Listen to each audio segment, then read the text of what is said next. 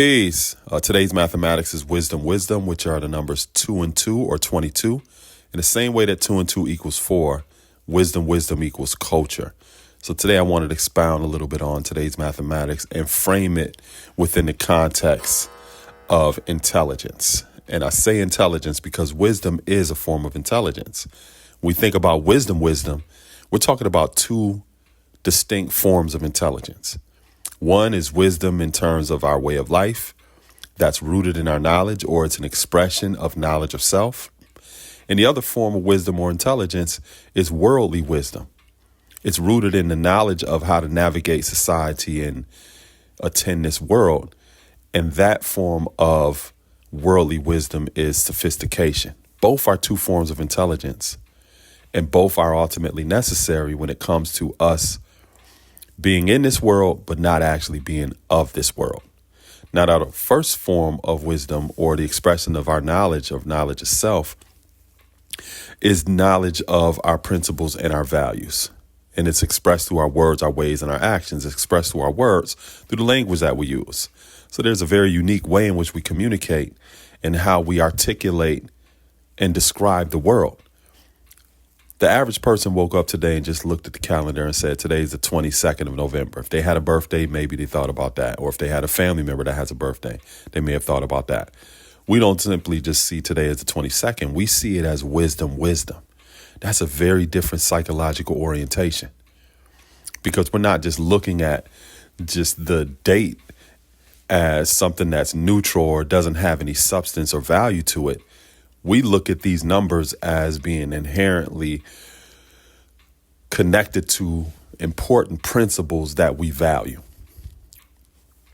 And that also sets a type of temperament when it comes to the thermostat of any environment that we walk into. So as I got up this morning, that is what I'm reflecting upon. I'm thinking about wisdom. Somebody else, they may have a religious orientation, so they might have gotten up this morning and they're reading scriptures. Somebody else, they may be into self-help books, or they may be doing different type of physical exercises to orientate themselves. But you also had other people that as soon as they got up, they rolled over and start scrolling through social media, looking at violent videos and political talking heads and things that are not the most wisest to begin to ingest as soon as you get up to start your day. And that is the way that they're orientated. So when we talk about our way of life, our words, our ways, and our actions, there are many different elements of our way of life that are rooted in our culture. So not only with our language, but there are other different people activities. It's the way in which we define our relationships with one another, how we engage each other. We enter spaces in peace, and we strive to depart in peace. That is a cultural thing.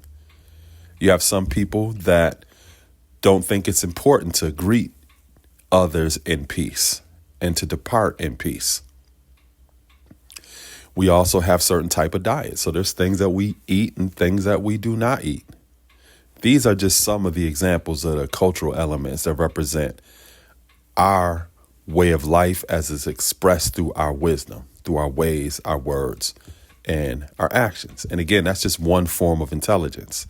There's many people who are very rooted and grounded in that, and they oftentimes are self-described as examiners, and they just walk around, or they're constantly engaging people, striving to check them or to assess how close to or how far from our principles and values that they're living. So they go around and they ask people questions about nation history, or they're constantly debating or engaging people about this being right and exact and not being right and exact. And that is one way that some people feel as though they express the wisdom or the words, the ways, and the actions of our culture. And they're very dogmatic or religious or rooted in that way of expression. And that's one form of intelligence, because they're not dumb or anything like that. They just have that form of intelligence when it comes to what those principles and values of our way of life actually are. Now, on the flip side of that, the other form of intelligence is worldly wisdom. It's sophistication.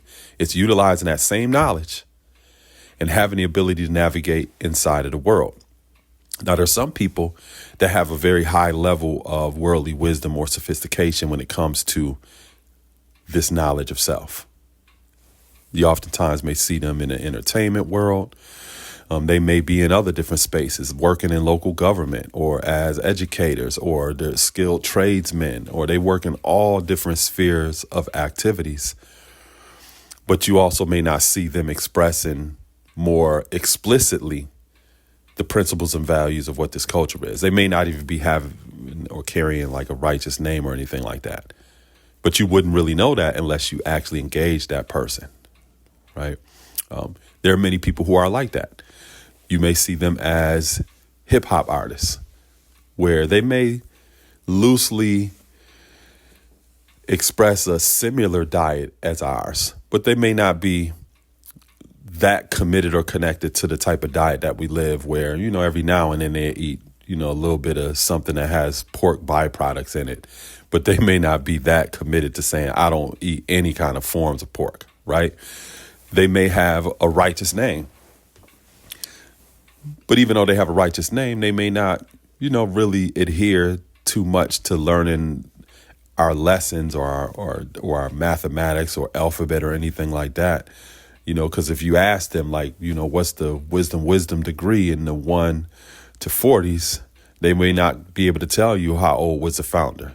And that when Yakub was 6 or playing with 2 pieces of steel, he discovered that one piece had magnetic and the one piece did not. They wouldn't be able to go through that degree like that.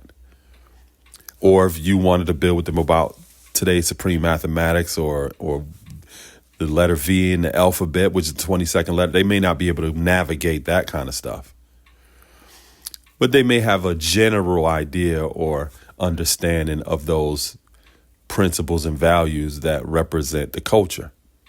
But they do have a very high level of sophistication in terms of being able to navigate spaces and to be in different environments, which is admirable in that sense. But on the same level, they may be very disconnected from the principles and the values of the culture.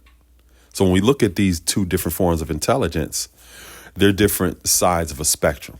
You have some people who are very rooted and they may be very religious or dogmatic about the culture, and they only hang around their own peers, and, they never really express the culture in worldly spaces, which means they may not have attended like any form of like higher education. They may not have a skilled trade. They may not even be gainfully employed a lot.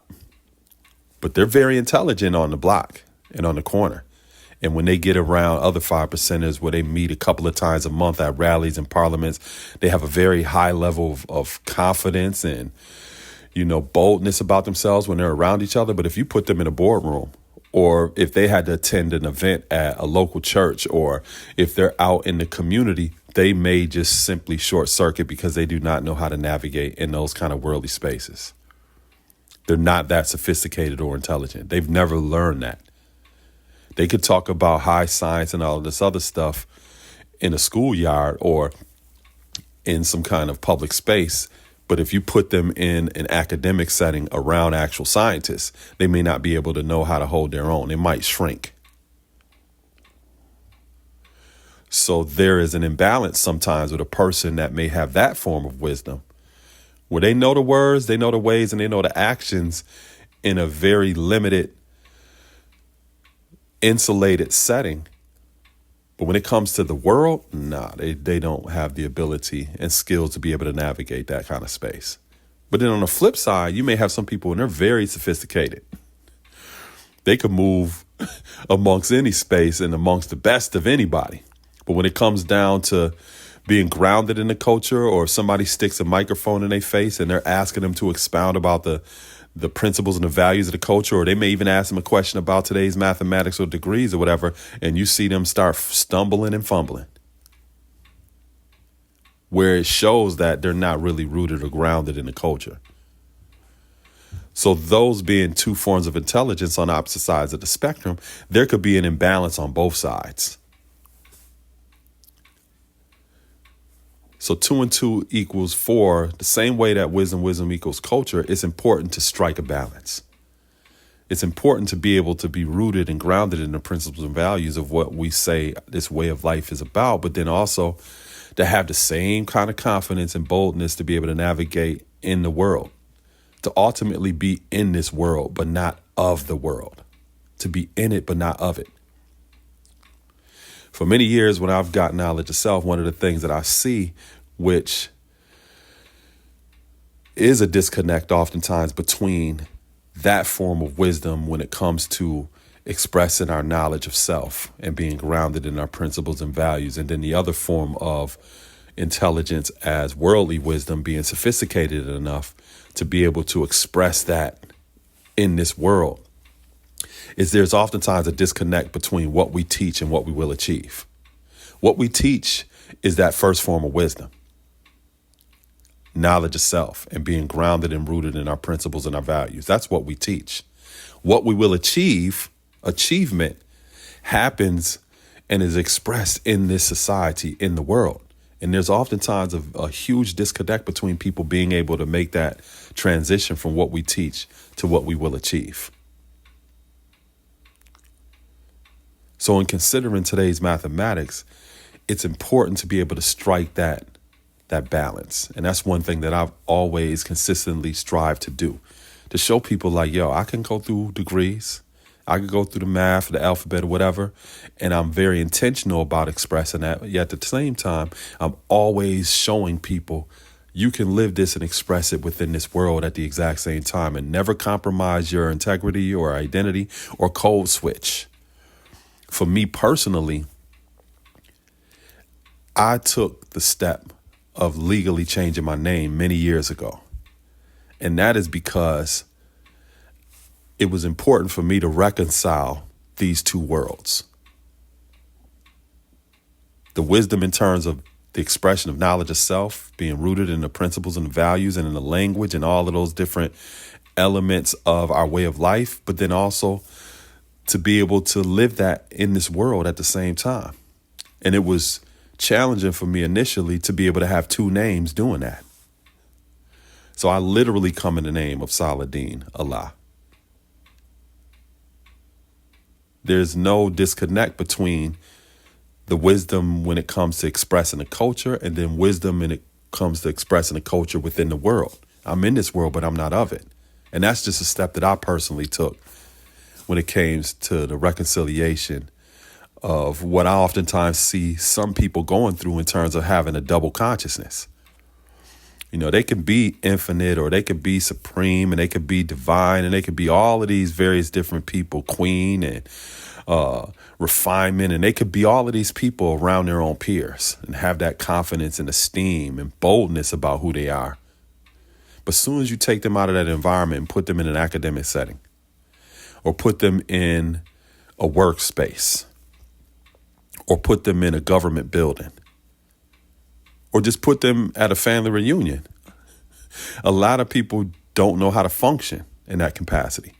And they oftentimes have a double consciousness because over there, yeah, they may be this person with a righteous name and everything else. But then when they get to these other environments, they're Clarissa and Bobby and Eugene and these other names that they also wear almost like an alias.